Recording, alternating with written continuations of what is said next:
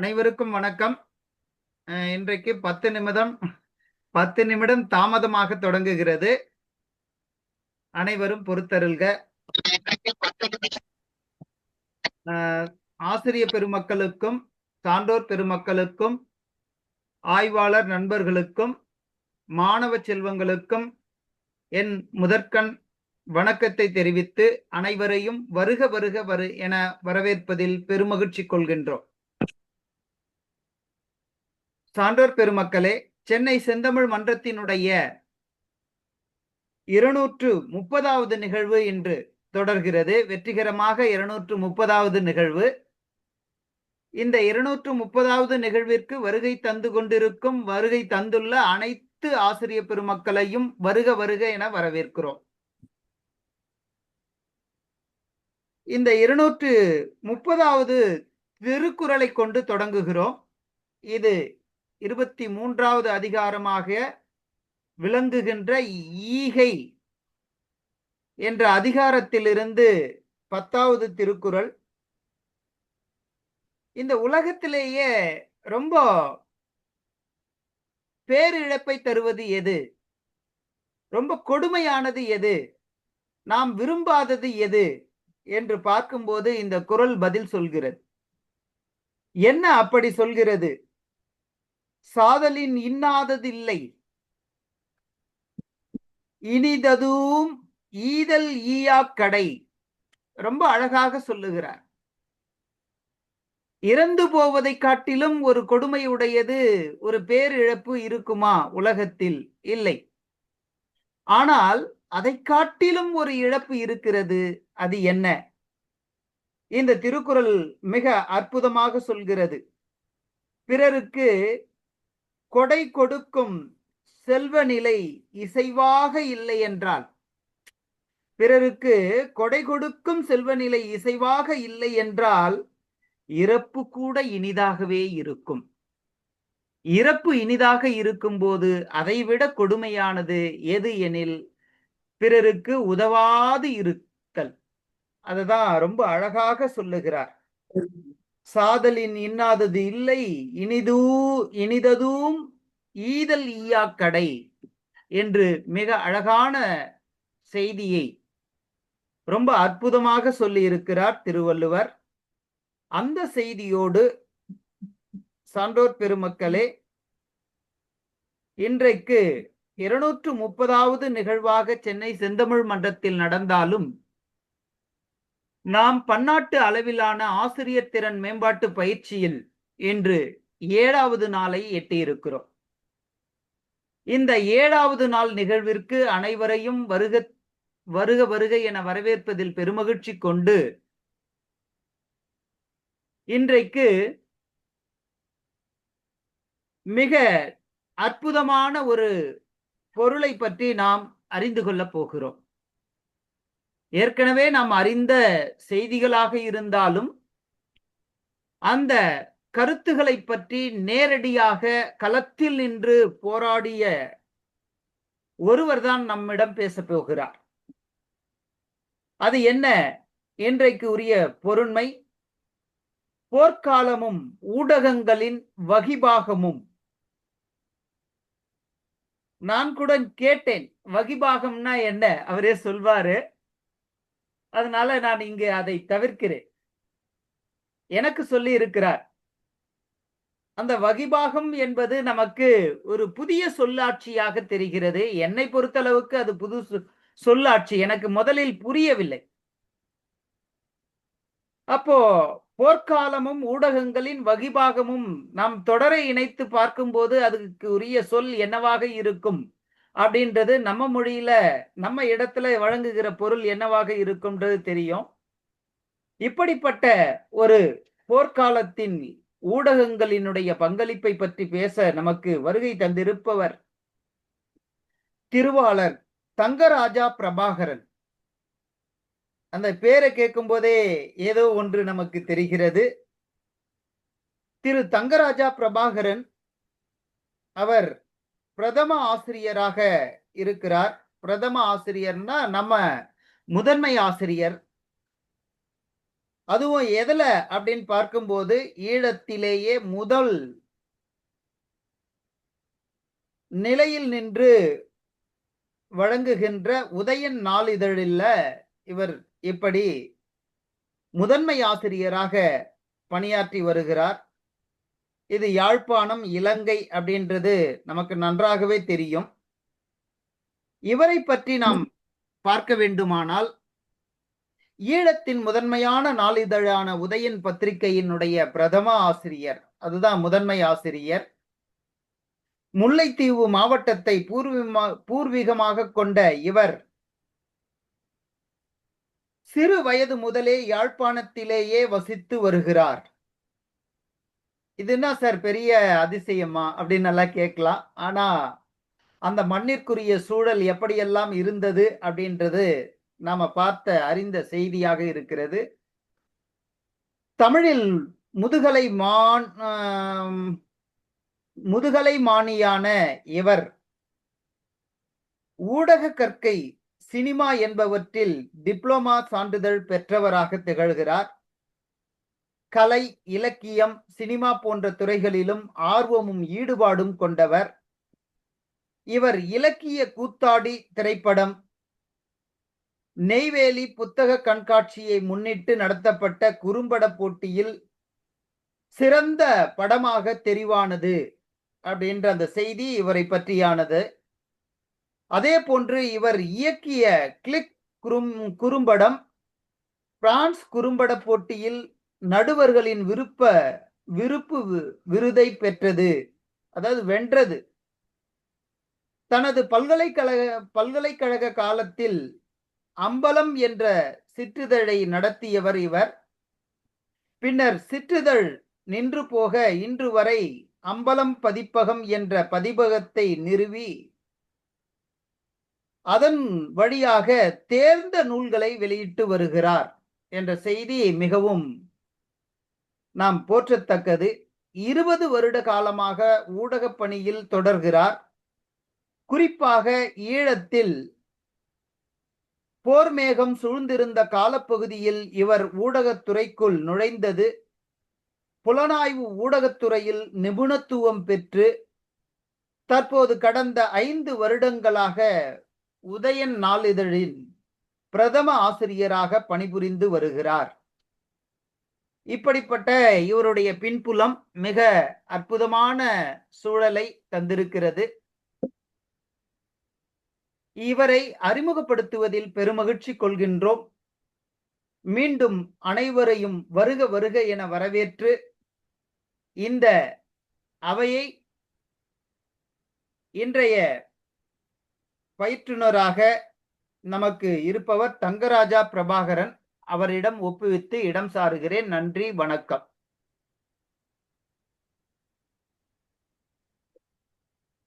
வணக்கம். வீடியோ கேட்கல, இந்த வீடியோ தெரியல. வீடியோ தெரியலையா? ஒரு நிமிடம், இப்ப பேசுங்க சார். இப்போ ஓகே இருக்கு சார், கொஞ்சம் தலைகீழா இருக்கு உங்களுக்கு. இந்த பக்கம் திருப்புங்க. இப்ப சரியா வருது, சரியா வருது. இப்ப நீங்க இடது பக்கம் திரும்பிட்டீங்க, எங்களுக்கு இடது பக்கம். இன்னும் கொஞ்சம் இப்ப சரியா இருக்கு சார். சரியா? Okay okay. அனைவருக்கும் வணக்கம். இன்றைய இந்த நிகழ்விலே போர்க்காலமும் ஊடகங்களின் வகிபாகவும் என்ற தலைப்பில் நான் என்னுடைய அனுபவங்களை உங்கள் மூலம் இங்கே பகிரலாம் என்றிருக்கிறேன். இந்த வாய்ப்பை எனக்கு அளித்த சென்னை செந்தமிழ் மன்றத்துக்கு முதலில் என்னுடைய நன்றிகள். என்னுடைய என்றால் எங்கள் மண்ணின் கதையை அல்லது எங்கள் மண்ணில் நிகழ்ந்தவற்றை ஒரு முறை வெளியுலகுக்கு சொல்வதற்கான ஒரு வாய்ப்பை இந்த நிகழ்வு மூலம் எனக்கும் எங்களுடைய ஊடகங்களுக்கும், அதாவது குறிப்பாக ஈழத்து தமிழ் ஊடகங்களுக்கு ஏற்படுத்தி தந்திருக்கிறார்கள். அதற்கு முதலில் நன்றிகளை கூறி நான் என்னுடைய கருத்துரைக்கு செல்லலாம் நினைக்கிறேன். உங்களுக்கு தெரியும், இலங்கை அல்லது ஈழம் என்றாலே எல்லோருடைய கண்ணுக்கும் முதலிலே நினைவுக்கு வருவது போர்தான். ஏனென்றால் இது எப்போதுமே, அதாவது இப்போது கூட நீங்கள் போர் முடிந்து விட்டதாக நம்பப்படுகின்ற இப்போது கூட எங்கள் மீது போர் மறைமுக போர் நிகழ்ந்து கொண்டுதான் இருக்கிறது. எப்போதுமே இது கடலால் சூழப்பட்ட நாடாக மட்டுமல்லாமல் போரால் சூழப்பட்ட நாடாகவும் இருந்து கொண்டிருக்கிறது. வரலாற்று காலத்திலிருந்து, அதாவது அந்நியர் ஆட்சியின் படையெடுப்பிலிருந்து, சோழகால படையெடுப்புகள் இருந்து, விஜயண்ட வருகை எல்லா காலங்களிலிருந்து இன்று வரைக்கும் போரும் படையெடுப்புகளும் இலங்கைக்கு புதியவை அல்ல, ஈழத்துக்கும் புதியவை அல்ல. அப்படிப்பட்ட ஒரு மண்ணிலே ஊடகங்கள் அந்த போருக்கு நடுவே பிழைத்து அல்லது தலைத்து நிற்பது, அவை மக்களுக்கான தன்னுடைய பணிகளை சரிவர ஆற்றுவது என்பது ஒரு இமாலய படிதான். அது கத்தி முனையில் நடப்பது போன்றது.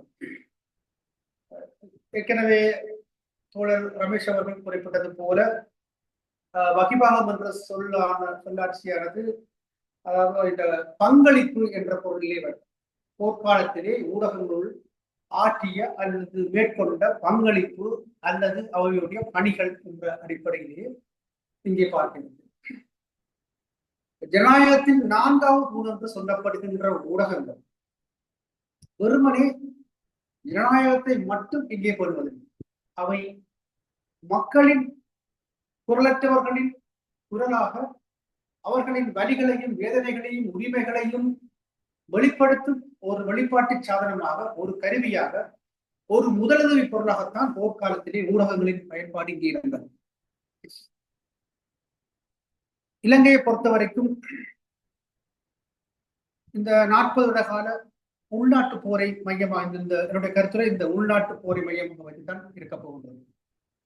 இந்த உள்நாட்டு போர் என்பது பல கோணங்களிலே பல விதங்களிலே நிகழ்ந்திருக்கின்றன.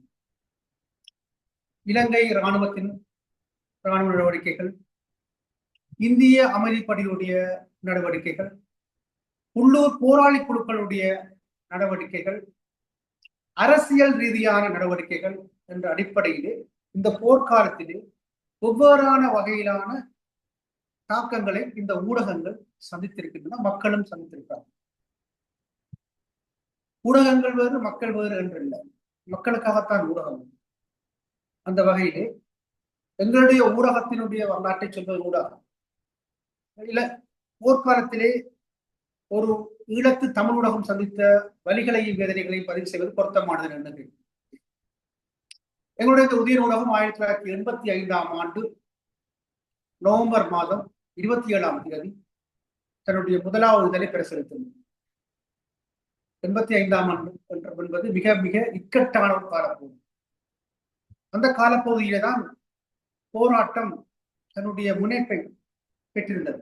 83ஆம் ஆண்டு ஜூலை கலவரங்களின் பின்னர் தமிழ் இளைஞர்களிடையே எழுந்த எழுச்சியும், அதனை அடக்குவதற்காக இலங்கையில் ஆளும் சிங்கள பௌத்த பேரினவாத அரசு மேற்கொண்ட முயற்சிகளும் நாட்டை இரத்த கடலுக்குள் தள்ளியிருந்த காலப்பகுதியிலே எங்களுடைய பத்திரிகையின் வருகை இங்கே நிகழ்ந்தது. ஒரு போர்க்காலத்திலே ஒரு பத்திரிகை வருவது என்பது ஒரு போர்க்களத்திலே ஒரு சிசு பிறப்பதற்கு சமமானது. எப்படி ஒரு போர்க்களத்திலே ஒரு பிரசவம் நிகழ்வது என்பது மிக மிக அரிதானதும் கடினமானதும் ஆபத்தானதுமாக இருந்ததோ, அப்படித்தான் ஒரு ஊடகத்தின் வருகையும் இங்கே ஆபத்தானதாக இருந்தது. ஏனென்றால் எந்தவித பாதுகாப்பும் இல்லை. ஏனென்றால் எங்களுடைய கொள்கைகள் எவருக்கும் தெரிய போவதில்லை, புதுசாக வருகின்ற ஒரு பத்திரிகை. ஆகவே படைத்தரப்புடைய கண்காணிப்பு அச்சுறுத்தல் இருக்கு, ஆளும் வர்க்கத்தின் அச்சுறுத்தல் இருக்கு, போராளி குழுக்களுடைய அச்சுறுத்தல் கூட. ஏனென்றால் அப்போது 85ஆம் ஆண்டு தனியே இங்கே தமிழில் விடுதலை புலிகள் மாத்திரம் இருக்கவில்லை, நிறைய போராளிகள் அமைப்புகள் அப்போது இருந்தன, நிறைய போராட்ட குழுக்கள் உருவாகி இருந்த காரணமாகும். 87க்கு பின்னர் தான் தனித்துவமாக விடுதலை புலிகள் மாத்திரம் தமிழ் தேசியத்துக்காக போராடிய ஒரு குழுவாக அடையாளப்படுத்தப்பட்டன. அதற்கு முன்னர் நிறைய குழுக்கள் இருந்தன. ஆகவே ஒவ்வொரு குழுக்களுடைய சந்தேக பார்வைக்குள்ளும் இந்த ஊடகங்கள் சிக்கிக்கொள்ளும். அத்தோடு போராளி குழுக்களுடைய வருவாய்க்காக ஊடகங்கள் தம்முடைய விற்பனை பிரதிலேயே சிறு தொகையை ஒவ்வொரு போராளி குழுக்களுக்கும் செலுத்த வேண்டிய கட்டுப்பாடு. துப்பாக்கி முறைகள் எங்களுடைய குரல் வலையிலே நிறுத்திக் கொண்டிருந்த காலத்திலே செய்திகளை உடனுக்குடனும் உண்மையுடனும் சொல்ல வேண்டிய தேவை இருக்கு.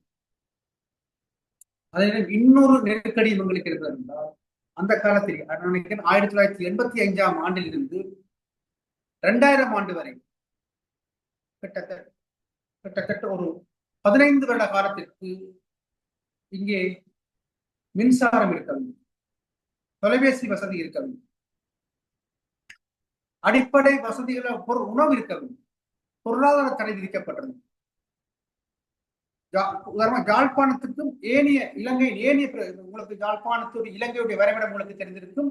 இலங்கையோட தலை போல யாழ்ப்பாணம், அந்த தலைப்பகுதி உடல் போன்ற ஏனைய நாட்டின் பிரதேசங்களோடு முற்றாக துண்டிக்கப்பட்டிருந்தது.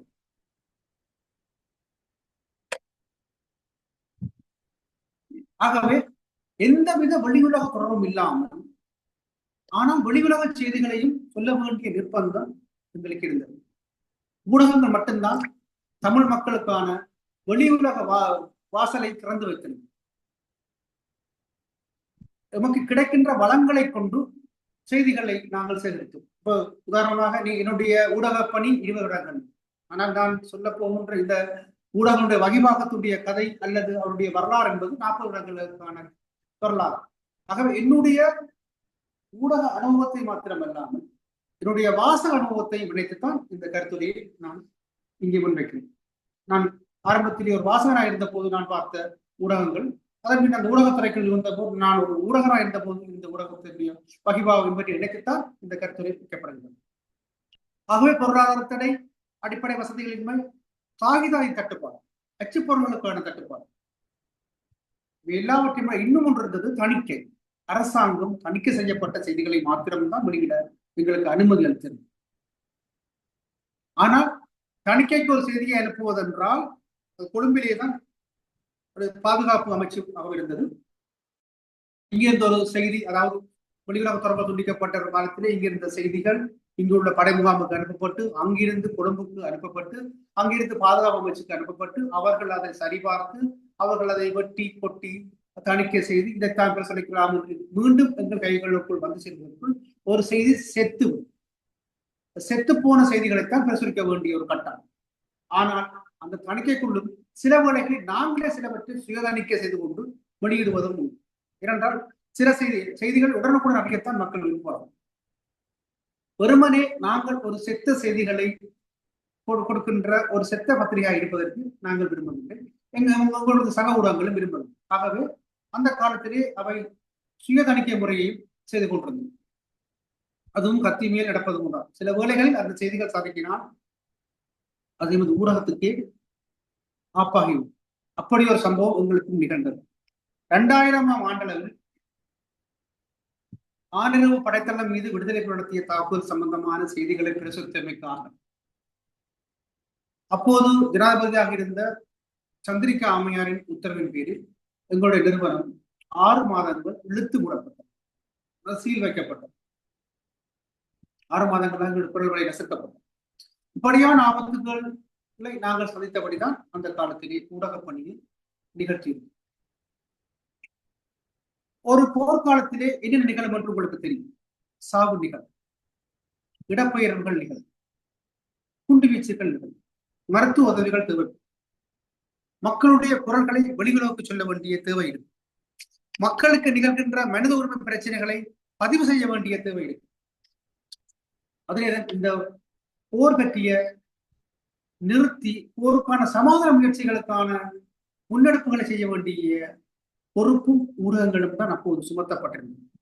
அதாவது இருதரப்பை தொடர்பு ஒரு தரப்பாக ஊடகங்கள் இருந்தன. அதாவது இராணுவ தரப்பிடம் செய்திகளை சேகரிப்போம், போராட்ட குழுக்களிடம் செய்திகளை சேகரிப்போம். அப்ப இருதரப்புக்கும் இடையிலே எங்களுக்கு ஏதோ ஒரு வகையிலே ஒரு இணைப்பு இருக்கு. அந்த இணைப்பு சமாதான முயற்சிகளுக்கும் பயன்படுத்தப்பட்டது. இந்த ஊடகங்களுடைய அழுத்தங்கள் அல்லது முயற்சிகளின் பயனாகத்தான் பல முறை சமாதான ஒப்பந்தங்கள் மேற்கொள்ளப்பட்டு சமாதான பேச்சுவார்த்தைகள் நடத்தப்பட்டன. அது சந்திரிகா காலத்திலும் சரி, ஜனாதிபதியாக இருந்த பிரேமசா காலத்திலும் சரி, பின்னர் இருந்த மகிந்த காலத்திலும் சரி, இந்த சமாதான முன்னெடுப்புகளுக்கு ஊடகங்களும் ஒரு பெரிய பங்களிப்பை. இன்னொன்று, இங்கே எந்தவித தொடர்பாடல் சாதனங்களும் இல்லாத நிலையிலே பத்திரிகைகளை மட்டும்தான் மக்கள் நம்பியிருந்தார். அதை விட அரசு தரப்பு ஒரு பண்பலை வரிசையிலான பண்பலை அலைவரிசை கொண்டு ஒரு வானொலியை இயக்கியிருந்தது. அதே போன்று விடுதலை புலிகளின் பெயரிலே ஒரு வானொலி இயக்கியிருந்தது. அதை தவிர விடுதலை புலிகள் ஒவ்வொரு கிராமங்கள் தோறும் ஒரு கருத்த அறிவிப்பு பலகை வைத்திருப்பார்கள். அதனுடைய பெயர் உருமல். முன்னர் புலிகளின் குரல் என்று இருந்தது அந்த பகுதியில். பின்னர் புலிகளின் குரல் என்று அவரோட வானொலி சேவை ஆரம்பித்த பின்னர் அந்த கருப்பு அறிவித்தல் பலகைக்கு உருமல் என்று பெயர் வைப்பாங்க. அதிலே அவர்கள் தங்களுடைய தாக்குதல் பற்றிய செய்திகளை உடனுக்குடன் வெண்கட்டியால் எழுதுவார்கள். மக்கள் அதனை பார்ப்பார்கள். தொடர்பான சாதனைகள் அவ்வளவு பத்திரிகைகள், இந்த அறிவிப்பு பலகைகள், ஒரு 2 வானொலிகள், இவ்வளவு மட்டும்தான் அப்போது இருந்த மக்களுக்குரிய ஊடகங்களாக இருந்தது. இந்த பத்திரிகைகள் செய்திகளை தாவி மக்களிடம் செல்லும் போது ஒன்று சொல்லியது போர் பற்றிய தகவல். இந்த போர் பற்றிய தகவல்களிலே எங்கெங்கே சண்டை நடக்கிறது, கடல் நிலவரம் என்ன, எந்த தரப்புக்கு எவ்வளவு இழப்பு என்பவற்றை சொல்லும். இது எந்த வகையிலே மக்களுக்கு நன்மை பயக்கிறது என்று நீங்கள் இருக்கலாம். ஏனென்றால் அதிலே நன்மை இருக்கிறது. எப்படி என்றால் இது வெறுமனே கிரிக்கெட் விளையாட்டை போல ஸ்கோர் சொல்வது விஷயம் அல்ல. இத்தனை ராணுவம் உயிரிழந்தது, எத்தனை புலிகள் இருந்தார்கள் சொல்வது மட்டுமல்ல. இந்த பணி எங்கே சண்டை நடக்கிறது என்பது மக்கள் அறிந்தால்தான் அவர்கள் தங்களுடைய வாழ்க்கையை அன்றைய நாளை தொடங்க முடியும். பத்திரிகையை பார்த்து விட்டுத்தான் மக்கள் அன்றைய வாழ்க்கையை தொடங்குவார்கள். ஏனென்றால் சண்டை நடந்தால் இங்கே ஒன்று நிச்சயம், படைத்தரப்பிலே இழப்புகள் அதிகம் என்றால் நிச்சயம் விமான குண்டு, அதுக்கு பழிவாங்கும் வகையில் மக்கள் குடியிருப்புகள் மீது விமான குண்டு வீச்சுகள் நடக்கும். பெரும் சண்டை நடந்தால் அடுத்த நாள் மக்கள் என்ன செய்வார்கள் என்றால், இராணுவத்துக்கு இழப்பு என்றால் பதங்கு குழிகளுக்குள்ளே அருகிலேயே தன்னுடைய வாழ்க்கையை அன்றைய நாளை கழிப்பார். சமையலாக இருந்தாலும் சரி, அவருடைய நடவடிக்கைகளும் பதங்கு குழிகளை ஒட்டித்தான் இருக்கும். என்றால் எந்த நேரம் விமானம் வரலாம். ஆகவே போர் பற்றிய இழப்புகள் பற்றிய செய்தியை பத்திரிகைகள் முன்னரே அறிவித்து மக்களை ஒரு முன்னெச்சரிக்கை நடவடிக்கையை கொண்டு செல்லும். ஒன்று. இரண்டாவது, போர் எங்கே மையம் கொண்டிருக்கிறது தெரிந்தால்தான் அதற்கேற்ப மக்கள் தங்களுடைய இடப்பெயர்வை செய்ய முடியும். உங்களுக்கு தெரிந்திருக்கும், இந்த 40 வருட காலம் மக்கள் போர் நடக்க அந்த போரின் பொம்மையிலிருந்தும் இழப்பிலிருந்தும் தப்பித்துக் கொள்வதற்காக தங்களுடைய ஆண்டாண்டு காலமாக இருந்த அந்த நிலத்தை, பூர்வீக மண்ணை விட்டுவிட்டு, சொத்துக்களை விட்டுவிட்டு, தங்கள் கால்நடைகளை விட்டுவிட்டு, வீடுகளை விட்டுவிட்டு வேறு இடங்களுக்கு அகதிகளாக, எதிரிகளாக அலைந்து கொண்டிருந்தார். ஒரு இடத்திலே அகதியாக இருந்தால் அந்த இடத்திலே போர் வந்தால் அப்புறம் அதை விட்டு இன்னொரு இடத்துக்கு போவார். அப்படி மாறி மாறி மாறி மாறி அவர் இடம்பெயர்ந்து கொண்டே இருந்தார். போர் எங்கே மையம் கொண்டிருக்கிறது, எந்த பகுதியாக ராணுவம் முன்னேறுகிறது, எந்த பகுதியாக புலிகள் தடுத்து தகவல்கள் மக்களுக்கு சொன்னது இந்த ஊடகங்கள் மட்டும். எனவே மக்களுடைய வாழ்வை, ஒரு நாளையுடைய பொழுதை தீர்மானிக்கின்ற சக்தியாக ஊடகங்கள் இருந்தன. இது போர் பற்றிய செய்தி. இரண்டாவது, நிவாரண பொருட்கள். அந்த காலத்திலே பொருளாதார தடை இங்கே விதிக்கப்பட்டது உங்களுக்கு சொல்லியிருந்தது. எந்த பொருட்களுமே வருவதில்லை. அரிசியிலிருந்து அரிசி, சீனி, சீனிய சர்க்கரை, கோதுமை, பருப்பு, கரசில் சொல்லப்படுகிற இந்த மண்ணெண்ணெய், பெட்ரோல், எரிபொருட்கள் எதுவுமே இங்கே இல்லை. ஒன்று உள்ளூர் உற்பத்தி, உள்ளூர் விவசாயிகளூடாக பயிரிடப்படுகின்ற பொருட்களுடைய உற்பத்தி மட்டும்தான் உயிரை தக்க வைத்துக் கொள்கிறது. அதை விட சர்வதேச அழுத்தங்கள், அயல்நாட்டு அழுத்தங்கள் அல்லது அயல்நாட்டு உதவிகள் என்பவற்றின் மூலம் கப்பலில் அனுப்பப்படுகின்ற பொருட்கள் கொழும்புக்கு வந்து அங்கிருந்து வேறொரு கப்பல் ஊடாக யாழ்ப்பாணத்துக்கு கொண்டு வரப்படும் கப்பல் ஊடாக அப்படியான பொருள்கள் வந்து சேர்க்கின்ற செய்தியையும் ஊடகங்கள்லாம் மக்களுக்கு சொல்லும். அப்போது சில கப்பல்கள் இருந்தன. கோமாரி, குமண, லங்கா முடித என்ற கப்பல்கள் இருந்தன. இந்த பொருட்களை ஏற்றி இறக்கும் பணிகளில் ஈடுபட்ட, நிவாரணப் பொருட்களை ஏற்றி இறக்கும் பணியில் ஈடுபட்ட கப்பல்கள். இந்த கப்பல்களும் தினம் தினம் வந்து செல்வது.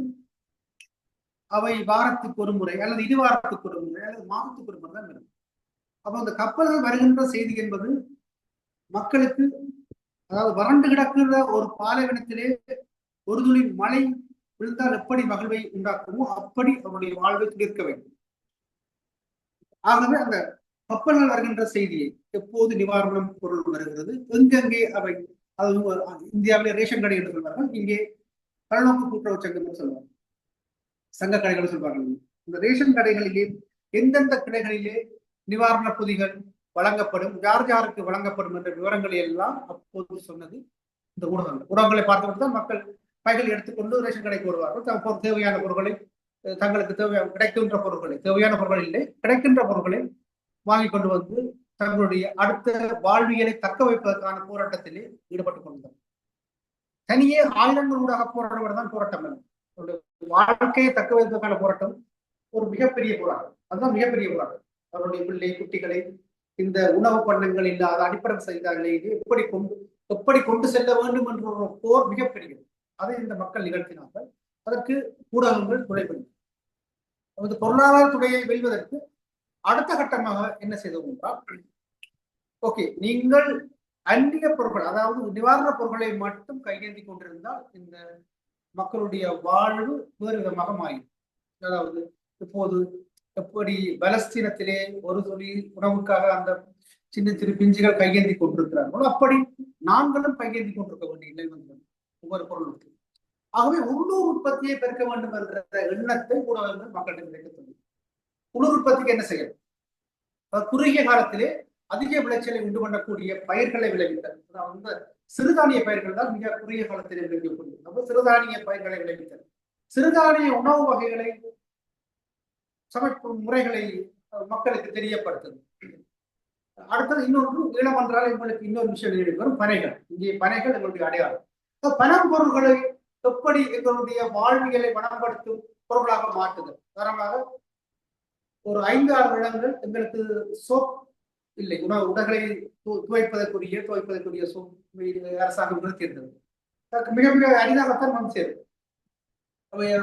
பணம் இல்லை எங்களை வாங்குவது. அந்த அரிதான பொருட்களும் அதிக விளைவிக்கப்படும். சாதாரண மக்கள் தான் அதனை கொள்வரவு செய்ய முடியாது. அந்த மக்களிடம் பனம்பழத்தை, அதாவது பனம்பழத்தில் சோப்பாக பயன்படுத்தி, பனம்பழத்தை தான் அந்த ஆடைகளுக்கு சோப்பாக பயன்படுத்தி உடைகளை தோய்த்து கொண்டு சென்ற காலம் இருக்கும். அப்படி பனம்பழத்தை சோப்பாக பயன்படுத்தலாம் என்பதை ஊடகங்கள் தான் மக்களுக்கு வெளிப்படுத்தும். இன்னொரு விஷயம், இந்த போர்க்காலத்திலே இங்கே இருந்தது குப்பி விளக்கு என்று கேள்விப்பட்டு, சிறிய போத்தல் விளக்கு. அது ஒரு கண்டுபிடிப்பு. அதுவும் அதாவது தேவைதான் கண்டுபிடிப்புகளை தாய் என்பார்கள். எரிபொருள் இல்லாதலேயே எங்களுக்குரிய தேவை மிக மிக குறைந்த எரிபொருளிலே நாள் முழுதும் எரியக்கூடிய ஒரு விளக்கு. மக்களுக்கு வெளிச்சம் தேவை. அந்த போரில் மக்கள் இளைஞர்கள் சிறுவர்கள் படித்துக் கொண்டிருந்தார். போருக்கு பயந்து, விமான குண்டு வீச்சலுக்கு பயந்து பதுங்குழிகளுக்கு இருந்து கூட படித்துக் கொண்டிருந்தார். அப்போது பதுங்குழி இருட்டுகளுக்கும் இரவுக்குள் படிக்கவும் அவர்களுக்கு வெளிச்சம் தேவை. அதற்குத்தான் பயன்படுத்தப்பட்டன குப்பி விளக்குகள். இந்த குப்பி விளக்குகள் ஒரு தற்செயல் கண்டுபிடிப்பு. ஒரு சாதாரண ஒரு சைக்கிள், அதாவது மிதிவண்டி திருத்துற ஒருவர் கண்டுபிடித்த விடயம்தான் இந்த குப்பி விளக்கு. ஒரு சிறிய ஜாம் போத்தல் ஒன்றுக்குள் சிறிய திரியை வைத்து கீழே பஞ்சு வைத்து அந்த பஞ்சுக்குள்ளே இந்த மண்ணையை விடுவார், கெரோசின் மண்ணெண்ணையை விடுவார். மிகச்சிறிதளவு பஞ்சு உறிஞ்சி வச்சிருக்கிற அந்த உறிஞ்சி அந்த மண்ணெண்ணெய் ஆவியாதலை தடுக்கும். ஆகவே அந்த ஆவியாதல் இந்த பஞ்சில இருந்து பேப்பர், அதாவது சாதாரண காகிதங்கள் ஊடாக ஒரு திரி போன்ற அமைப்பு உருவாக்கி அதைத்தான் கொடுக்கும். அவை ஆவியாதல் குறைவாக இருக்கும், இந்த உறிஞ்சுதல் தன்மை குறைவாக இருக்க. நான் நினைக்கிறேன் ஒரு 10 மில்லிலிட்டர் மண்ணெண்ணெயிலே 2 இரவுகளை அந்த விளக்கு தாக்குப்பிடிக்கும். அந்த அளவுக்கு மிக மிக சிக்கன விளக்கு என்று சொல்லப்படுகிற அந்த குப்பி விளக்கை பிரயோகத்தை மக்களிடம் கொண்டு சென்றது இந்த ஊடகம். இப்படி ஒரு விளக்கு கண்டுபிடிக்கப்பட்டிருக்கிறது, இதை நீங்களும் தயாரித்து வைத்திருந்தீர்கள். அதன் பின்னர் மளமளவென்று எல்லா வீடுகளிலும் குப்பி விளக்குகள் வந்துவிட்டன. அதிக எண்ணெயை குடிக்கின்ற விளக்குகள் ஓய்வு கொடுத்து விட்டு எல்லோரும் குப்பி விளக்கை கொண்டு வந்தது. அப்படி மக்களுடைய வாழ்வை இழுத்து பிடித்து வைத்துக் கொண்டு அவருடைய கல்விக்கு ஒளியூட்டுகின்ற இந்த உள்ளூர் உற்பத்திகள், உள்ளூர் கண்டுபிடிப்புகளை மக்களிடம் கொண்டு சேர்த்து அவருடைய வாழ்வியலை நீட்டிப்பதற்கு அல்லது தக்க வைப்பதற்கு இந்த ஊடகங்களுடைய வகிபாகம் அந்த காலத்திலே மிக மிக பிரதானமாக இருந்தது. 3வது விடயம், மக்களின் குரலாக, அதாவது குரலற்றவர்களின் குரலாக ஊடகங்கள் செயல்பட்டன. போர் முதலில் நசுக்குவது பெண்களையும் சிறுவர்களையும் அவர்களின் குரலையும் தான். ஏனென்றால் பாதிக்கப்பட்டவர்களின் குரல் வெளியே தெரிந்தால் அது எப்போதுமே அதிகார தரப்புக்கு ஆபத்தானதாக இருக்கிறது. இப்போது நீங்கள் கேள்விப்பட்டுக் கொண்டிருப்பீர்கள், செம்மணியிலே ஒரு மனித புதைகுழி கண்டுபிடிக்கப்பட்டது. இந்த விடயத்தை முதலில் வெளிக்கொண்டு வந்தது எங்களுடைய ஊடகம் தான். அப்போது எங்கள் யாழ்ப்பாணத்திலே, அதாவது இந்த வடக்கு மாகாணத்திலே இருந்த ஒரே ஒரு தமிழ் அச்சு ஊடகம் எங்களுடைய ஊடகம் மட்டும்தான். அப்போது முதல் ஊடகங்கள் எதையுமே அனுமதிக்கவில்லை. அந்த ஊடகங்களுக்கு இருக்கக்கூடிய துணிச்சலும் அந்த ஊடகங்களுக்கு இருக்கவில்லை. அப்ப இந்த இராணுவ கடுபிடிகளுக்குள்ளும் எதிர்கொண்டு அதை துணிச்சலோடு வெளிப்படுத்திய ஒரே பத்திரிகை நாங்கள் பெருமிதமடைகிறோம். இந்த கிருஷ்ணாந்தி எங்க 96ஆம் ஆண்டு இந்த மாணவிக்கு நிகழ்ந்த கொடூரம் இன்று மட்டும் அது வெளி அவள் மட்டுமல்ல, அவள் சார்ந்து கொல்லப்பட்ட அவளுடைய குடும்பத்தார், அதற்கு முன்னர் பலிக்கடா வாங்கப்பட்ட ஆயிரக்கணக்கான இளைஞர் யுவதி உடல்கள் இப்போது மீட்கப்பட்டுக் கொண்டிருக்கின்றன.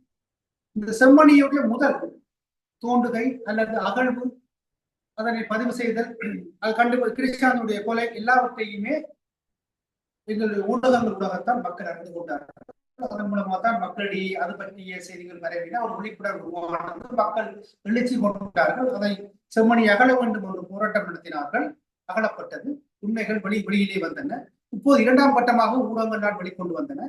2ஆம் கட்டம் அகலப்படுவது, முன்னர் மறைந்திருந்த இன்னும் பல உண்மைகள் இப்போது வெளிவந்து கொண்டிருக்கின்றன. அதாவது போரின் போது நாங்கள் மறைக்கப்பட்ட புதைக்கப்பட்ட குரல்களையும் உண்மைகளையும் வெளிக்கொண்டு வந்தோம். போர் முடிந்த பின்னர் சொல்லப்படும் இந்த காலத்தில் அந்த கொடுமைகளை வெளிக்கொண்டு வந்தோம். அதே போன்று 2009ஆம் ஆண்டு இறுதி போர் முள்ளிவாய்க்கால் வரை நடந்த போது அங்கே நடந்த ஒவ்வொன்றையும் நாங்கள் பதிவு செய்தோம். எங்களுடைய ஊடகங்கள் பதிவு செய்தோம். குறிப்பாக எமது ஊடகம் பதிவு செய்தோம். புகைப்படங்கள் ஊடாக, எங்களுடைய செய்தி ஊடாக பதிவு செய்தோம். அரசாங்கம் அந்த செய்திகளை இருட்டடிப்பு செய்த போது, மக்களுடைய இழப்பை இருட்டடிப்பு செய்த போது, கொல்லப்பட்டவை எல்லாம் விடுதலை புலிகள் என்று பொய்யுரைத்த போது நாங்கள் ஆதாரங்களோடு செய்திகளாக அவற்றை பதிவு செய்கிறோம். மக்களும் ஏனைய மக்களும் கொண்டு போய் சேர்த்தோம்.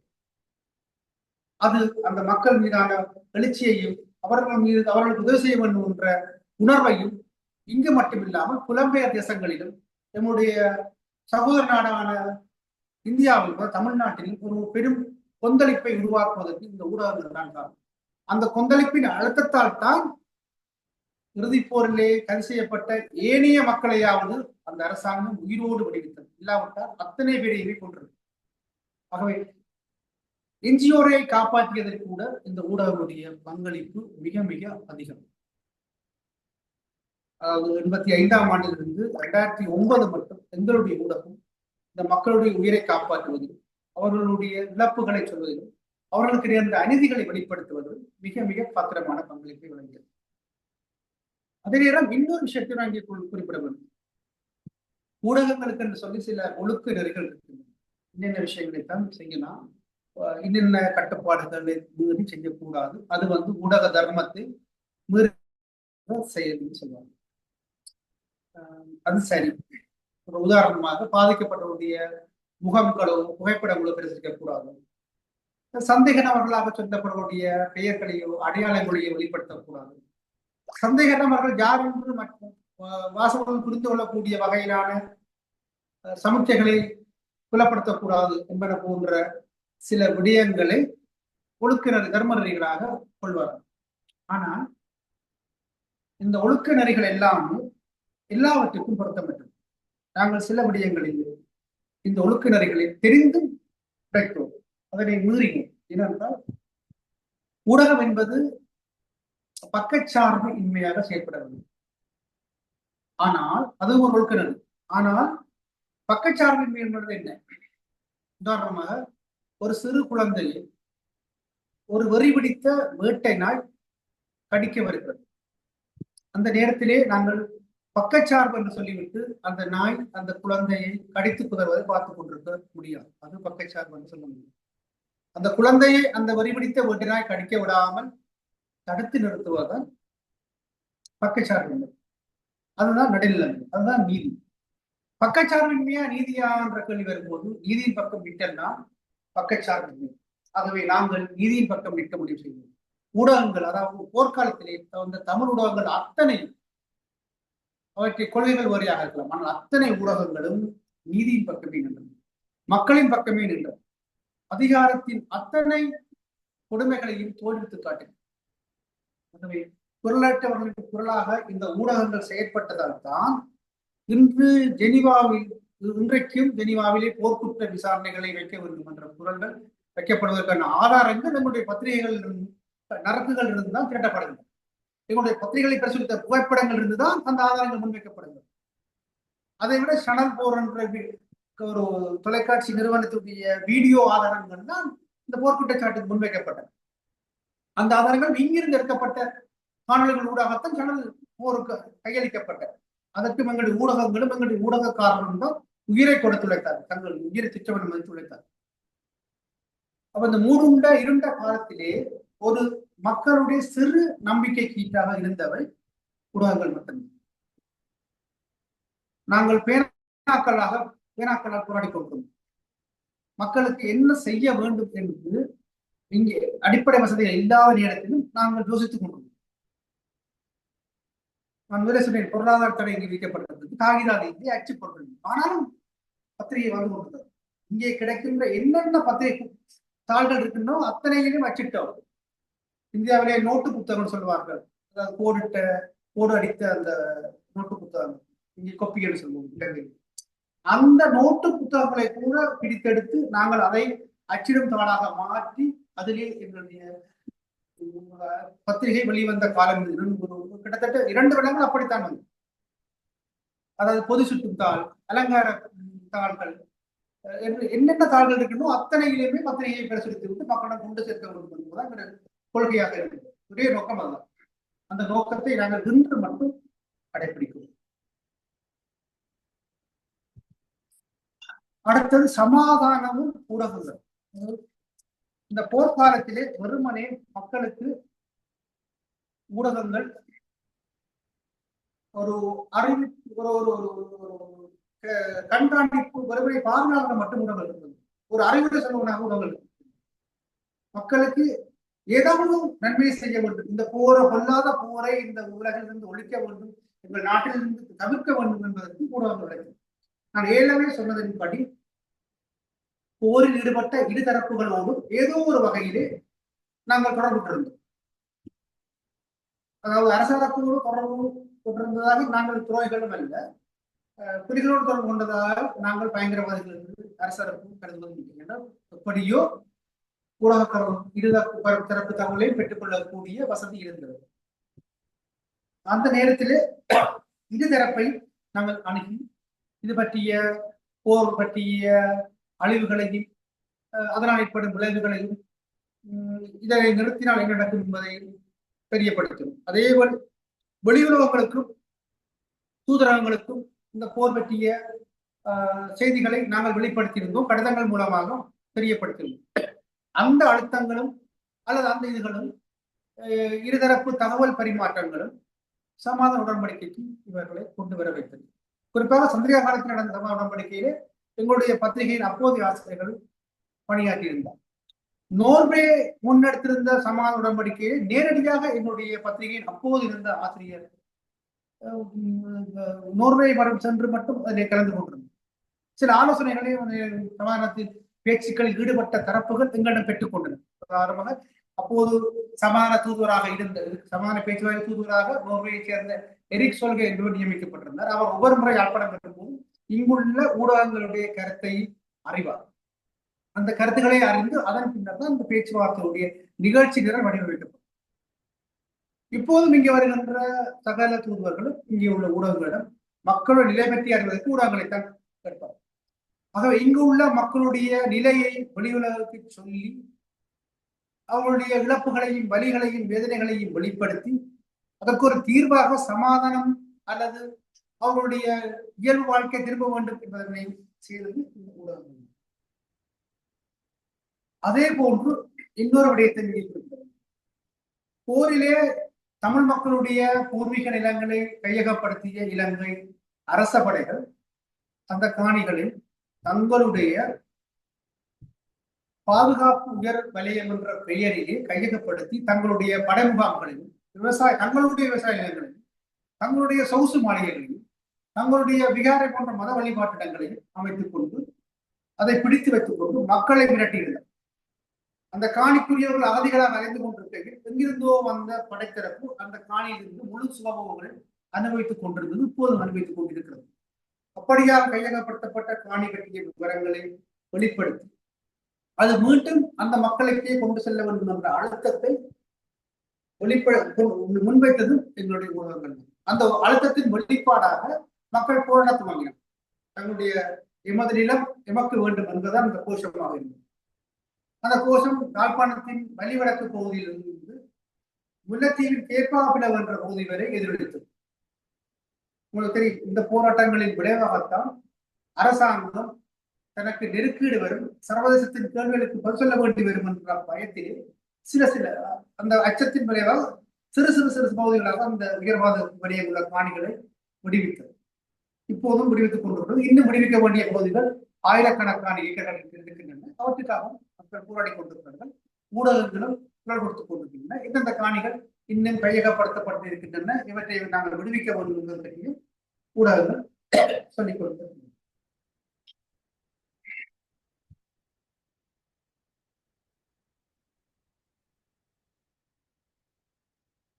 இன்னொரு வகையை நாங்கள் சொல்ல வேண்டும். நாங்கள் இவ்வளவு செய்து இந்த ஊடகங்கள் எப்படி தப்பி பிழைக்கணும் நீங்கள் நினைக்கலாம். நீங்கள் நினைப்பது ஒரு வகையில சரியானதா? ஆனால் இந்த ஊடகங்களும் மக்களை போல்தான். நாங்கள் மக்களுக்குள் இருந்து வந்தவர்கள் தான் ஊடகம். நாங்கள் எங்கிருந்தோ வானில் குதித்தவர்கள் அல்ல. நாங்களும் ஒரு சராசரி குடும்பத்தை சென்றவர்கள். இந்த அலுவலகத்தை விட்டு போனோம், நாங்களும் ஒரு சராசரி மனிதர்கள். எங்களுடைய உயிருக்கு உத்தரவாதம் இல்லை. அப்படி இருந்து நாங்கள் இங்கே ஊடகப்படுத்துவோம். எனக்கு பின்னால் பார்த்தீங்கன்னா தெரியும், எங்களுடைய ஊடகம் சந்தித்த அத்தனை அணிகளும் காட்சிப்படுத்தப்பட்ட இருக்கின்றன. எங்களுடைய ஊடகம் எதிர்கொண்ட அச்சுறுத்தல்கள், வன்முறைகள், தாக்குதல்கள், கொல்லப்பட்டவர்கள், காயப்பட்ட விவரங்கள் இதில் எல்லாம் இருக்கின்றன. நான் இங்கே உட்கார்ந்து பேசிக்கொண்டு இருக்கின்ற இடம் கூட அரச படைகளின் துப்பாக்கி பிரயோகத்துக்கு இலக்கான போதுதான். இப்போது பாருங்கள், 2 வளையங்கள் உங்களுக்கு தெரியும். இந்த 2 வளையங்களுக்குள் இன்னமும் இந்த 2 வளையங்கள் இன்னமும் அந்த AK-47 புல்லட்டுகள் புதைந்து போயிருக்கின்றன. 2 உயிர்களை காவு கொண்ட இடம் இந்த இடம். 2006ஆம் ஆண்டு மே மாதம் 2ஆம் தேதி இந்த இடத்துக்குள்ளே புகுந்து எங்களுடைய கணனிகளையும் சுட்டு பொசுக்கி நாசமாக்கி இங்கிருந்த ஊடக பணியாளர் 2 வரையும் சுட்டுக் கொண்டார். தென்னாசியாவிலேயே அதிக வன்முறைகளையும் அதிக தாக்குதல் மேற்கொண்ட ஒரே ஒரு ஊடக நிறுவனம் நாங்கள். இதுவரைக்கும் 63 தாக்குதல் சம்பவங்களை எமது ஊடக நிறுவனம் தடுத்திருக்கிறது. விமான குண்டுவீச்சு நிகழ்ந்து எங்களுடைய ஒரு அலுவலக கட்டடம் தரைமண்டலமாக்கப்பட்டது. அது 90ஆம் ஆண்டு. 87ஆம் ஆண்டு எம்முடைய நிறுவன பணியாளர்கள் முழு பேரும் கைது செய்யப்பட்டு பின்னர் விடுவிக்கப்பட்டார். 2000ஆம் ஆண்டு நிறுவனம் 6 மாதங்களுக்கு சீல் வைக்கப்பட்டது. நான் ஏற்கனவே சொன்னது போல 2006ஆம் ஆண்டு இங்கே உட்புகுந்த அரச ஒட்டுக்குழுக்கள் நடத்திய வெறியாட்டத்திலே 2 ஊடக பணியாளர்கள் உயிரிழந்தார். இரவு நடந்த அந்த வெறியாட்டம் ஊரடங்கு உத்தரவு போடப்பட்ட அந்த காலத்திலே நாங்கள் இவரும் வெளியே போக முடியாது. இங்கே 2 பிணங்கள் விழுந்திருக்கின்றன. எம்முடைய கணனிகள் அத்தனையும் நாசமாக்கப்பட்டன. ஆனாலும் அந்த பிணங்களின் நடுவிலே, ரத்த வாடைகளின் நடுவிலே, சுற்றிலும் ஊடங்கு எம்மை சுற்றி போட்டிருந்த நிலையிலும் கூட, அதாவது துப்பாக்கியுடைய அந்த கந்தக வெடி, அந்த கந்தக நெடி அடங்காத பொழுதிலும் கூட இரவிரவாக பணி செய்து அடுத்த நாள் இரவு துப்பாக்கி சூடு நடக்கிறது. அடுத்த நாள் காலை எங்களுடைய பத்திரிகை எல்லோருடைய கைகளிலும் தவழ்கிறது. அப்படித்தான் நாங்கள் படிச்சோம். பிணங்களின் மீதும் நாங்கள் பணியாற்றினோம். கீழே பிணம் விழுந்திருக்கும், நாங்கள் அதுக்கு எங்களுடைய தோழர்கள் இறந்து கிடப்பார். அதன் மேலே நாங்கள் எழுதி கொண்டிருக்கோம். எத்தனையோ முறை கைக்குண்டு தாக்கு நடத்தப்பட்டது. எங்களுடைய ஆசிரியரை, முன்னாள் பிரதம ஆசிரியரை இலக்கு வைத்து விபத்து போன்று அவரை கொல்ல முயற்சி, தொலைபேசி மூலம் மிரட்டுவார், துப்பாக்கி முனையில் வந்து உள்ளே அச்சுறுத்துவார், தங்கள் தரும் செய்திகளை மட்டும்தான் பிரசுரிக்க வேண்டும் என்று சொல்வார்கள். எங்களுடைய பணியாளர்களை வீடுகளுக்கு சென்று புகுந்து அடிப்பார்கள். எங்களுடைய பத்திரிகைகளை பிடித்து எரிப்பார்கள். பத்திரிகை விநியோகங்களை அடித்து விரட்டுவார்கள். இப்படியெல்லாம் வலிகளையும் வேதனைகளையும் சந்தித்துத்தான் நாங்கள் 40 வருடங்களாக தமிழ் தேசியத்தின் பாதையிலே தடமாறாமல் பயணித்துக் கொண்டிருக்கிறோம். இவை எல்லாமே எங்களுடைய ஊடக வாழ்விலே ஒரு வலிகளாக இருந்தாலும் அந்த வலிகள் தான் எங்களை வைரமாக்கி வலிமையோடு இட வைத்திருக்கின்றன. வலிகளை நாங்கள் வலிமையாக்கி இன்றும் ஊடக பணியிலே தொடர்ந்து இருப்பதற்கு எங்களுடைய அந்த வலிகள் தான் காரணம். அதுக்காக ஒரு கற்றுக்கொண்ட பாடங்களாக இத்தனை இடர்களை சந்தித்தங்களால் இனியும் எங்களை என்ன செய்ய முடியும் என்ற ஒரு துணிவு எங்களுக்கு வரும். அவை மக்களுக்காக இன்னும் போராட வைக்கும், மக்களுக்காக இன்னும் குரல் கொடுக்க வைக்கும். அது அந்த போர்க்கால மக்களுக்கு நாங்கள் செய்த ஒரு மிகப்பெரிய பணியாக, அவருடைய வாழ்வியலை தக்க வைப்பதற்கான பணியாக, எங்களுடைய இனத்துக்கு செய்ய வேண்டிய, எங்களுடைய இனத்தின் விடுதலை போராட்டத்துக்கு நாங்கள் செய்ய வேண்டிய பங்களிப்பாக இந்த ராமர் அணை கட்ட அந்த அணில் ஏதோ உதவி செய்தது போல நாங்கள் உங்களால் என்ற ஒரு பணியை செய்த ஆத்ம திருப்தி கிடைக்கும். அந்த திருப்தி தான் எங்களுடைய வாழ்வை முழுமையாக்கும். அந்த வாழ்வுக்காகத்தான் நாங்கள் போராடுகிறோம், வாழ்கிறோம், என்று உழைக்கிறோம். இதுதான் என்னுடைய கருத்துரையாக இருக்கும். உங்களுக்கு தொடர்பில் ஏதும் கேள்விகள் இருந்தால் அல்லது நிறைய ரமேஷ் தோழர் அவர்கள் அதை நெறிப்படுத்தலாம். நான் அதுக்கு தயாரா இருக்கிறேன் பதிலளிக்க. ஐயா மிக்க நன்றி. எத்தனை நாம் சொன்னாலும் அதுக்கு ஈடு இணையே கிடையாது. சான்றோர் பெருமக்களே, வாருங்கள், கலந்துரையாடுவோம். சில மணித்துளிகள் கேள்வி இருந்தா கேள்விலாம் நான் பதில் சொல்லுவேன்.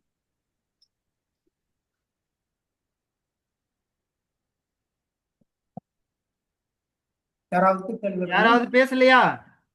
ஐயா வணக்கம். வணக்கம், சொல்லுங்க. நான் ஷாமலா, பெரியார் கலைக்கல்லூரி, கடலூர்ல இருந்து. உலகமெங்கும் ஊடகவியலாளர்கள் பலவிதமான நெருக்கடிகளை, சவால்களை சந்திச்சு வராங்க. நானும் கூட எப்பவுமே யுத்த பூமியாக இருக்கின்ற களத்திலே பணியாற்றுகின்றவர்களுடைய எதிர்கொள்ளுகின்ற நெருக்கடி என்பது கற்பனைக்கு அப்பாற்பட்டதாகத்தான் இருக்கு.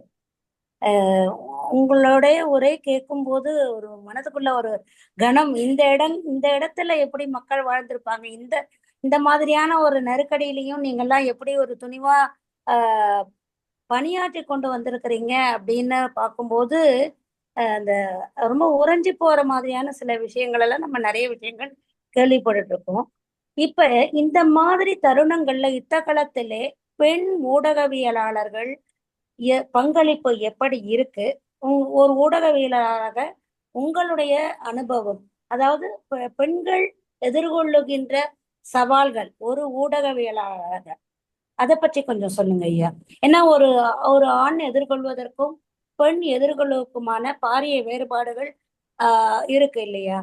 அது குறித்து உங்களுடைய கருத்துக்களை சொல்லுங்க. நல்ல கேள்வி.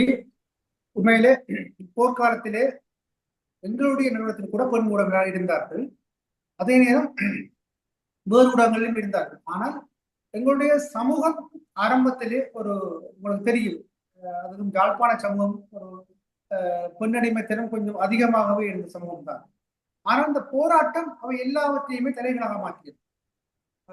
எங்களுடைய பெண்கள் எங்களுக்காக வீட்டுக்குள்ளே முடங்கியிருந்த குடிந்திருந்த பெண்கள் எங்களுக்காக தலையை பின்னி கட்டிக்கொண்டு கையிலே ஆயுதம் தூக்கி கொண்டு போராடிய பின்னர் அந்த ஆண் பெண் வேறுபாடு என்பது கிட்டத்தட்ட இல்லாமலே போய்விட்டது. அதாவது பெண்கள், அதாவது ஆண் போராளி கூட பெண் போராளிகள் தான் களத்தில் விபரமாக போரிட்டுக் கொண்டார்கள். அந்த போராளிகளுக்குள்ளேயே கூட ஊடக, அதாவது களச்சண்டையை நேரடியாக படம் பிடித்த போராளிகள் இருந்தார். அந்த போராட்டத்தின் அந்த வீரம், அது ஒரு முன்னுதாரணம். இங்கே பல இளையோரை, யுவதிகளை வேறு வேறு முன்னரங்குகளுக்கு கொண்டு வந்தது. அதில் ஒன்று ஊடகம். எங்களுடைய நிறுவனத்திலே நிறைய பெண் ஊடகவியலாளர்கள் இருந்திருக்கிறார்கள். அவர்களும் வளர்ச்சிக்கு சென்றிருக்கிறார்கள். ஆனால் ஒரே ஒரு சிக்கல் அவருக்கு இருக்கிறது. எப்போதுமே அவர்கள் பெண் என்ற ஒரு அடையாளம் இருந்தால் அவர்கள் மீதான பார்வை, அதாவது படைத்தரக்கூடிய அணுகுதல் கொஞ்சம் மோசமான வகையில் தான் இருக்கு. அதாவது பாலியல் சார்ந்த ஒரு அணுகுமுறையை அவர் கடைபிடிப்பார். அதை அவர் எதிர்கொள்ள வேண்டும். அப்ப சில வழியில தவிர்ப்போம். நாங்களே சில வழி, இப்ப இந்த இடத்துக்கு போனால் இப்படியான பிரச்சனைகள் வருகின்றதால் நாங்களே தவிர்ப்போம் அல்லது அவர்களே தவிர்ப்பார். அதை தவிர அவர்களுக்கான அடக்குமுறைகள் எங்களுடைய நிறுவனம் சார்ந்து இருந்ததில்லை, அதிகாரம் சார்ந்து இருக்கு. ஏனென்றால் அவர்கள் பற்றிய அவதூறுகளை பரப்பிவிட்டால் அவருடைய குடும்பம் அவர்களை மீண்டும் உள்ளுக்கு இழுத்துவிடும், வெளியே வந்த பெண்களை மீண்டும் இழுத்துவிடும். அப்படி செய்து அவருடைய பேனா முனைகளை மடங்கடித்த கதைகளும் இங்கே இருக்கின்றன. ஒரு சில அப்படி எங்களுக்கு வேண்டாம் தொழில், இந்த பேரை விட நான் ஒதுங்கி இருக்கலாம் என்று போனவர்களும் இருக்கிறார்கள். புலம்பெயர்ந்து போனவர்களும் இருக்கிறார்கள். புலம்பெயர்ந்து தலைவர் போய்விட்டார்கள். இன்றும் எங்களுடைய நிறுவனத்திலே பெண்ணுடையவர்களாக இருக்கிறார்கள். ஒரு நிறுவனங்களில் இருக்கிறார்கள். அவர்களை முன்னுதாரணமாக கொண்டு பலர் வந்து கொண்டும் இருக்கிறார்கள்.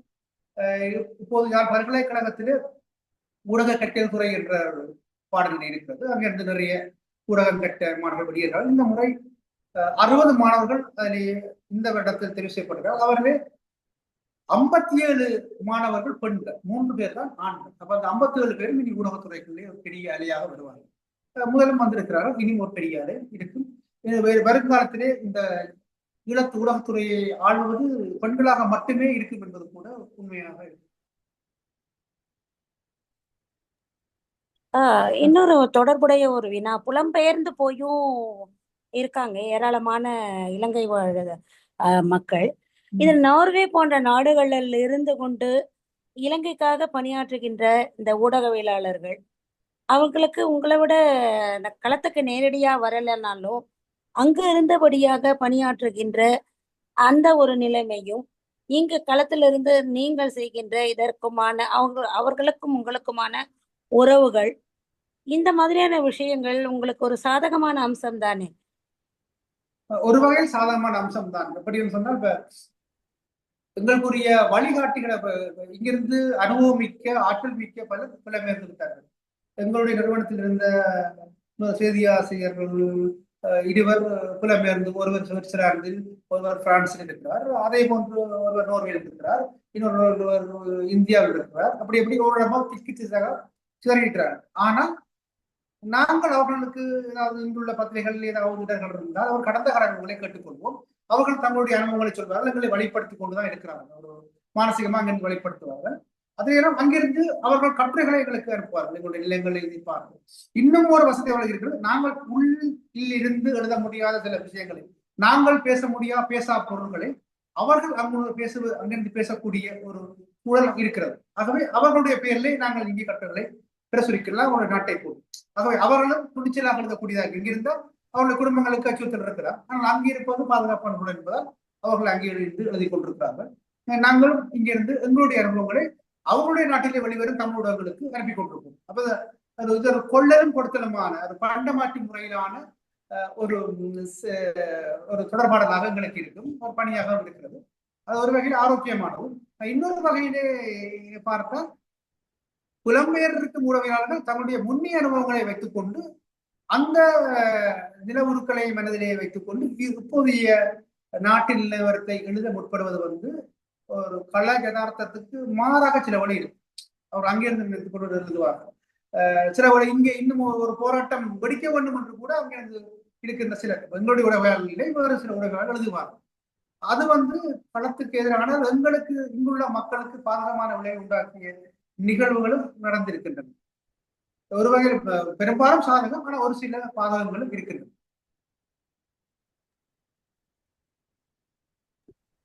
ஐயா வணக்கம். வணக்கம் ஐயா வணக்கம். என்னுடைய பேரு பாலமுருகன், மதுரையிலிருந்து பேசுறேன் ஐயா. மதுரையில அமெரிக்கா உதவி பேராசிரியரா இருக்கேன். ஐயா, நீங்க 1985 இருந்து இந்த பத்திரிகையை தொடங்கப்பட்டதுன்னு சொன்னீங்க. இன்றைய காலகட்டம் வரைக்கும் அதுல ஏதாவது மாற்றங்கள் ஏதாவது நடந்திருக்குதா? ஏன்னா இந்த உதயன் பத்திரிகை அது ஒரு சனரஞ்சகமான ஒரு இதழா, அல்லது மாணவர்களுக்கான இதழா, அல்லது போர்க்காலத்துல ஏற்பட்ட அந்த விடயங்களை மட்டும் சொல்லணும் அப்படிங்கறதுக்காக ஏற்படுத்தப்பட்ட ஒரு இதழா, அல்லது என்ன மாதிரியான விஷயங்களுக்கு முக்கியத்துவம் கொடுக்கக்கூடிய இதழ் அப்படிங்கிறதையும் கொஞ்சம் தெளிவுபடுத்துங்க. இது ஒரு செய்தி பத்திரிகை. நீங்கள் உங்களுடைய நாட்டிலிருந்து வர தினத்தந்தி, ஹிந்து, தினகரன், அது போன்ற ஒரு நாளிதழ், நாளாந்தம் வருகின்ற ஒரு பத்திரிகை. அதாவது செய்திகளை மக்களுக்கு சொல்கின்ற ஒரு நாளிதழ் பத்திரிகை, டெய்லி நியூஸ் பேப்பர் தான் என்னுடைய பத்திரிகை. இதனுடைய நோக்கம் தமிழ் தேசியம். என்னுடைய கொள்கை தமிழ் தேசியம். அதாவது தமிழ் மக்களுடைய உரிமைக்காக, அவர்களுடைய விடுதலைக்காக அவர்களுடைய கருத்தை சொல்கின்ற அல்லது அவர்கள் சார்ந்த செய்தியை சொல்கின்ற ஒரு பத்திரிகை. இதிலே கட்டுரைகளும் இடம்பெறும். வார வெளியீடுகளிலே கட்டுரைகள் பிரசுரிப்போம். இங்குள்ள நடக்கின்ற நிகழ்வுகளைத்தான் இந்த பத்திரிகைகளை நாங்கள் பிரசுரித்து வந்திருக்கின்றோம். மாற்றங்கள் என்று சொல்லப்படுகின்ற, நாங்கள் அப்போது அச்சிலே அது அச்சு கோர்ப்பு முறையிலே உருவான எங்களுடைய பத்திரிகை இன்று கணனி யுகத்திலே புகுந்து, இப்போது செயற்கை நுண்ணறிவு யுகத்துக்குள் புகுந்து, செயற்கை நுண்ணறிவு ஊடாக அந்த தொழில்நுட்பத்தையும் பயன்படுத்துகிற அளவுக்கு உரிய மாற்றங்களை, அதாவது தக்கன பிழைக்கும் என்பார்கள். நாங்கள் எங்களை தகவமைத்து தக்கனவாக மாறி பிழைத்துக் கொண்டிருக்கிறோம். அதனால்தான் இந்த 40 வருட காலமாக ஒரு பிராந்திய பத்திரிகையாக தமிழ் பத்திரிகையாக நின்று பிடிக்கக்கூடியதா இருக்கிறது. அதுவும் முன்னிலை பத்திரிகை, இலங்கையிலேயே அதிகம் விற்பனையாகின்ற தமிழ் நாளிதழாக நாங்கள் மாத்திரம் இருக்கிறோம். இது உங்களுக்கு இதை தெளிவின் மேல கேட்டாரான்னு சொல்லுங்க.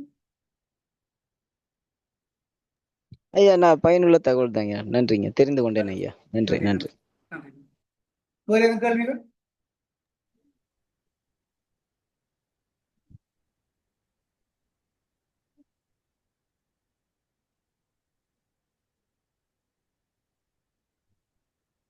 வேறு கேள்வி எடுத்தா கேட்டா இன்னொரு வினா, தமிழ் பத்திரிகைகளை கடந்து சிங்கள பத்திரிகைகள் இருக்கு இல்லையாங்க, அந்த இதழ்கள் பொதுவா அதாவது தமிழர்களுக்கு ஆதரவாக இல்லை, ஆனா தமிழ் அல்லது தமிழ் சமூகம் சார்ந்த நிகழ்வுகளை அவங்க எப்படி அது அந்த இதழ்கள்ல இடம்பெற செய்யறாங்களா இல்ல முற்றிலுமா புறக்கணிச்சிடுறாங்களா சிங்கள இதழ்கள்? பெரும்பான்மையான சிங்கள பத்திரிகைகள் இனவாத பத்திரிகைகள் தான். ஆனா ஒரு சில மாட்டு பத்திரிகைகள், அதாவது இடதுசாரிகளால், ஒரு சில இடதுசாரிகள் நடத்தப்படுகின்ற, மாட்டுக் கொள்கை கொண்டவர்கள் நடத்தப்பட்ட பத்திரிகைகள் இருந்தன. உதாரணமா ராவி என்ற ஒரு பத்திரிகை இருந்தது. விக்டர் ஐவன் என்ற ஒரு ஆசிரியர் இருந்தவர். ராவிய பத்திரிகை, அதுல சுரந்ததேச பிரி என்பவரும் இருந்தார். அது ஓரளவு எங்களுடைய பிரச்சனைகளையும் பேசிய, தமிழ் மக்களுடைய பிரச்சனைகளையும் சிங்கள மக்களுக்கு சொல்கின்றதாக, ஓரளவு முழுமையாக இல்லை, ஓரளவுக்கு சொல்கின்ற பத்திரிகையாக அது இருந்தது. திருப்பி சொல்லுங்க ஐயா. புரியல. அந்த பத்திரிகையினோட பேர், அந்த சிங்கள பத்திரிகை ராவய அந்த பத்திரிகை இருந்தது. ஆனால் அவை அதிகமாக விற்பனையாவது இல்லை. ஒரு குறிப்பிட்ட வட்டங்களுக்குள்ளேயே அவை நின்று கொள்ளும். அதாவது ஒரு புத்திஜீவிகள் அல்லது இடதுசாரிகளால் மட்டும் அந்த பத்திரிகையுடைய விநியோகம் மட்டுப்படுத்தப்பட்டிருந்தது. ஆனால் பெரும்பான்மை ஜனரஞ்சகமான அதிக மக்களை சென்றடையக்கூடிய பத்திரிகைகள் அவர் தன்னுடைய விற்பனை கவர்ச்சிக்காக அல்லது அவருடைய இனத்துக்காக, இன ஆக்கிரமிப்புக்காக பெரும்பாலும் இனவாத கருத்துக்களைத்தான் விதைத்தன. எங்களுடைய கருத்துக்களை பிரிவுபடுத்துவார். மக்கள் கொல்லப்பட்டால் அதை புலிகள் கொல்லப்பட்டதாக தான் கொண்டாடுவார்கள்.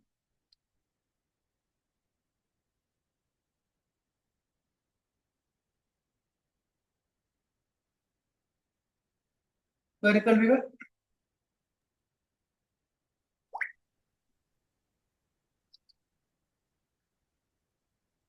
வேற யாரும் பேசலன்னா நம்ம நிறைவுக்கு வந்துடலாம்.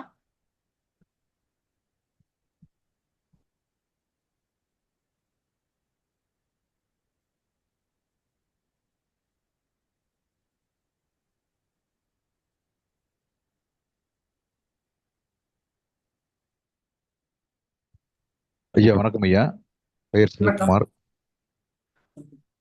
ஐயா, நீங்க பத்திரிகை துறையில் சந்தித்த சவால்கள் எந்தெந்த மாதிரி இருந்ததுங்க ஐயா? பத்திரிகை துறையே சவால் தான். அனைத்திலே சொன்னது போல நாங்கள் இருந்த காலத்துலதான், இங்கே காலத்துல இந்த உங்களுடைய நான் இருக்க இடத்துல பூந்து சுட்டாங்க. நாங்கள் மேலே இருந்து தப்பித்தோம். நாங்கள் ஒரு அறைக்குள்ள கதவு பூட்டிட்டு இருந்ததால நாங்கள் உயிர் அன்றைக்கு எங்கள் உயிர் தப்பித்தது. அதை விட கிட்டத்தட்ட 8 வருடங்களுக்கு முன்னர் அரசு புலனாய்வு குழு என் மீது தனிப்பட்ட முறையிலே ஒரு வன்முறை தாக்குதல் நடத்தியிருந்தது.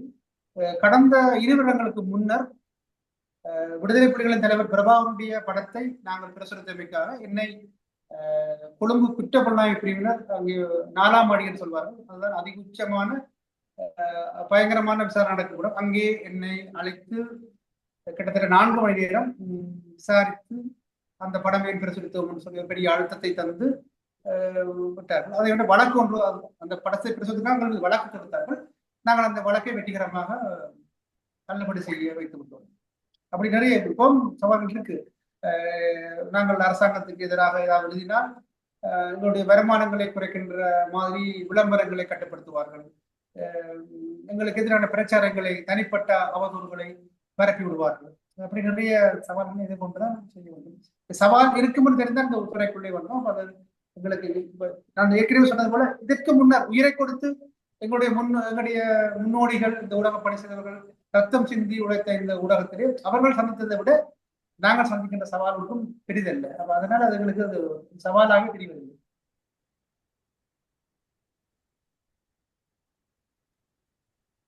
நன்றிங்க ஐயா. நன்றி. நன்றி நன்றி. ஐயா சவால்கள் சொன்னீங்க, பத்திரிகையாளருக்கு சுதந்திரம் இருக்குதுங்களாங்க? ஒப்பீட்டளவில் முன்னர் இருந்ததை விட இந்த அரசாங்கத்தின் ஆட்சியில ஒப்பீட்டளவில் ஓரளவுக்காக நாங்கள் மூச்சுவிடக்கூடிய அளவுக்கு கருத்துதான் இருக்குது. ஆனால் நாங்கள் எங்கு போனாலும் எங்களை அரச புலனாய்வாளர்களும் ஒட்டுக்குழுக்களும் வேறு இனந்திரியானவர்களும் பின்தொடர்வதும் எங்களுடைய செய்திகளை தணிக்கை செய்வதும் இருட்டடிப்பு செய்வதும் அல்லது எங்களுக்கு செய்தி சேர்க்க விடாமல் தடுப்பதும் மறைமுகமாக ஊடகங்களை மிரட்டுவதும் அல்லது அவர்களை விலக்கி வாங்க முயற்சிப்பதுமாக ஏதோ ஒரு வகையில் அச்சுறுத்தல் தொடர்கிறது. ஆனால் ஒப்பீட்டளவில் கடந்த கால இந்த 40 காலங்கள் உள்ள இந்த ஆட்சிகளை விட இப்போது ஓரளவுக்கு நாங்கள் சுதந்திரமாக செயற்படக்கூடிய ஒரு வெளி இருக்கிறதாக நம்புகிறோம். ஆனால் எங்களை சுற்றிலும் கண்ணுக்கு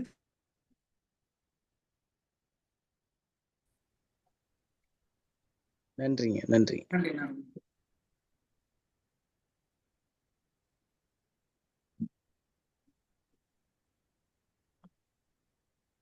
வேறு கேள்விகள்?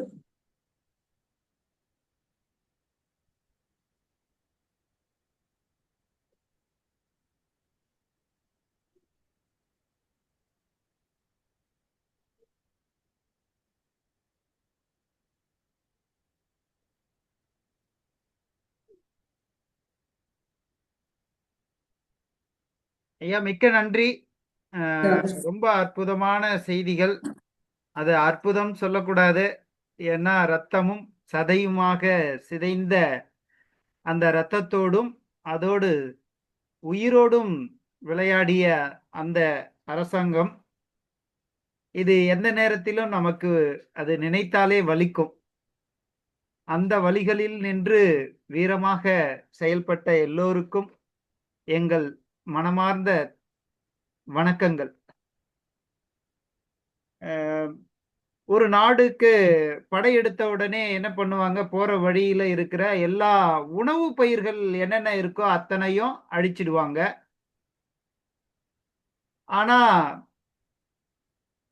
இங்க வந்து பார்க்கும்போது உள்நாட்டு மக்களினுடைய அன்றாட தேவைகளை அவர்கள் அழித்திருப்பது உங்கள் உரையிலிருந்து நாங்கள் பெற்ற செய்தியாக இருக்கிறது. ஒரு 15 நாள் மின்சாரம் இல்லை என்றால் எப்படி இருக்கும்? ஒரு அரை மணி நேரம் மின்சாரம் இல்லை என்றால் எப்படி நாங்கள் துடித்து போகிறோம். ஆனால் இவ்வளவு கொடுமைகளையும் செய்தவர்கள் இருக்கிறார்கள். பொருளாதார தடையை ஏற்படுத்திய அந்த தன்மை மக்களின் எந்த நிலையிலும் எந்த நிலையாக இருந்தாலும் சரி, ஆனா அத மக்கள் பக்கமே நின்ற உங்களுடைய துணிவு, உங்களுடைய தியாகம் கூட சொல்லலாம். ஏன்னா பல பேர் உயிர் இழந்திருக்கிறார்கள். உங்கள் கேமராவை அப்படியே சுவரோரம் திருப்பி காட்டும் போது AK-47 துளைத்த அந்த துளைகள் இன்னும் அது அச்சத்தை தான் கூட்டுகிறது. எப்படி இருந்த போதிலும் உச்சி மீது வானிடிந்து விழுகின்ற போதிலும் அச்சமில்லை அச்சமில்லை என்று பாரதியினுடைய வரிகள் இங்கே நினைவுபடுத்துகின்ற அந்த தன்மையில் ரொம்ப அற்புதமாக தங்களுடைய பணிகளை ஊடகங்கள் செய்திருக்கின்றன, சாதித்திருக்கின்றன அப்படின்றத ரொம்ப அழகா எடுத்து காட்டியிருக்கிறீங்க.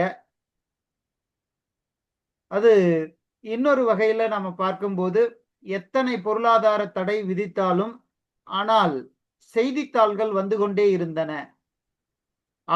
அவைகள் சந்தித்த சவால்கள் கொஞ்சம் நஞ்சமல்ல. அது பள்ளியினுடைய ஏட்டுச்சுவடியாக இருந்தாலும் சரி, அதையும் தங்களுக்குரிய பொருளாக மாற்றி செய்திகளை வெளியிட்ட அந்த துணிச்சல்,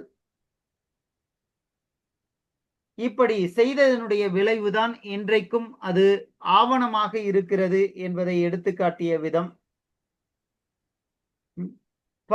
கொடுக்கப்பட்ட நிலங்கள் அவரவர்களுக்கு இன்னும் மீட்க வேண்டி இருக்கு, இன்றைக்கும் அது நிலைத்து இருக்கிறது அப்படின்றதை எடுத்து காட்டும் போது அந்த மக்களினுடைய துன்பங்கள் என்ன, இப்படி 63 தாக்குதல்களை சந்தித்த தங்களுடைய நிறுவனம். இதையெல்லாம் எடுத்து காட்டும்போது எங்களுடைய மனம் கனக்கிறது. ஆனால் அங்கேயும் நின்று சாதித்துக் கொண்டிருக்கின்ற அத்துணை பத்திரிகையாளர்களுக்கும், இதையெல்லாம் சகித்துக் கொண்டு வாழ்ந்து கொண்டிருக்கின்ற தமிழ் நெஞ்சங்களுக்கும் சென்னை செந்தமிழ் மன்றம் தங்களினுடைய வாயிலாக நன்றியை தெரிவித்து மகிழ்கிறோம். மகிழ்கிறோம்ன்றதை விட தங்களுடைய நன்றியை தெரிவிக்கின்றோம்.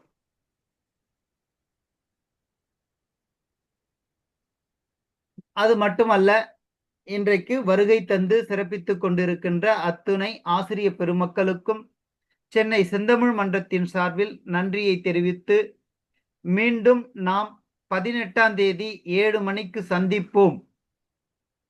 அத்துணை பேருடைய சார்பிலும் இன்றைய பேச்சாளர் ரொம்ப அழகாக தாம் எடுத்துக்கொண்ட பணியை நிறைவு செய்திருக்கிறார். அது நிறைவு செய்ததோடு மட்டுமல்லாமல் அது நிறைவாகவே இருக்காது. என்னை பொறுத்தளவுக்கு அது பேச்சும் கிடையாது. தங்களுடைய வலிகளையும் வேதனைகளையும் இங்கே வெளிப்படுத்திய விதமாக தான் இது இருக்கிறது. என்னோட பேச்சு கேட்கலீங்களா? கேக்குதுங்க ஐயா. கேக்குதுங்க ஐயா. சார் என்னமோ சொல்றாங்க, அதனால கேக்குறாங்கம்மா.